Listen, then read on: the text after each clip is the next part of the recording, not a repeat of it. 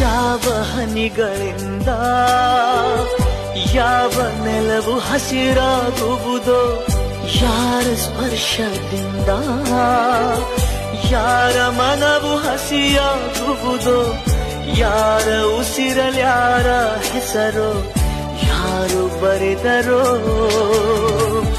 ಯಾವ ಪ್ರೀತಿ ಹೂವು ಯಾರ ಹೃದಯದಲ್ಲರಳುವುದೋ, ಯಾರ ಪ್ರೇಮ ಪೂಜೆಗೆ ಮುಡಿಪೋ ಯಾರು ಬಲ್ಲರೋ.